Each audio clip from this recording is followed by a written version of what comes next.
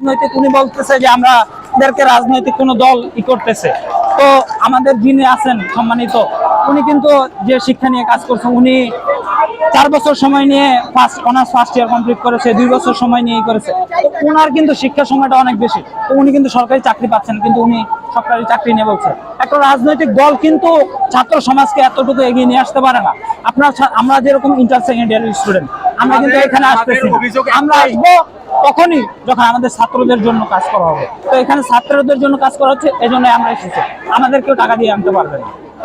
ধন্যবাদ। আপনি যে বললেন ভাই, আপনার আমাদের অভিযোগটা হচ্ছে আমাদের অধিকার চাচ্ছি। আমাদের কেন মারা হলো? আমাদের ভাই যারা ছিল, আমাদের বোন যারা ছিল, আমাদের কেন মারা হলো? আমরা শুধু আমাদের অধিকার চাচ্ছি।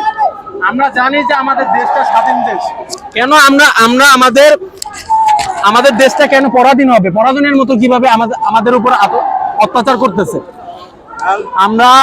আমরা শিক্ষার্থীরা, আমরা আমাদের বড় ভাইরা, ভার্সিটির যারা আছে, বিউ ডাবি বুয়েট যারা যে ভাইয়েরা আছে, বোনেরা আছে, তারা চাচ্ছে কি একটা সরকারি চাকরি যাচ্ছে, বা নিজের যোগ্যতা অনুযায়ী একটা চাকরি যাচ্ছে।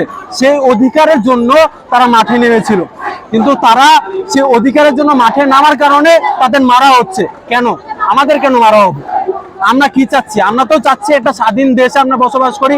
আমরা চাচ্ছি একটা চাকরি, আমরা চাচ্ছি আমাদের মেধার মূল্যায়ন হোক। আমরা তো চাচ্ছি শুধু আমাদের অধিকারটা, যে অধিকারটা আমরা চাচ্ছি, ওই অধিকারটা কি শুধু সামান্য দাদা? আমাদের অধিকারটা আমরা চাচ্ছি। কেন আমাদের উপর জুলুম করা হবে? কেন আমাদের মারা হবে? কেন আমাদের উপর লাঠি দিয়ে বিভিন্ন রড দিয়ে মারা হবে? কেন? আপনারা তো দেখছেন, আপনারা 15 জুলাই দেখছেন, 16 জুলাই দেখছেন, রাত তো দেখছেন। আমাদের ভাই, আমাদের বোন, আমাদের বড় বোনদের কিভাবে মারা হয়েছে, আমাদের বড় ভাইদের কিভাবে মারা হয়েছে। কেন মারা হবে?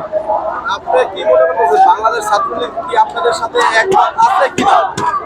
আমি একমত যদি থাকতো, তারা আমাদের পক্ষে থাকতো।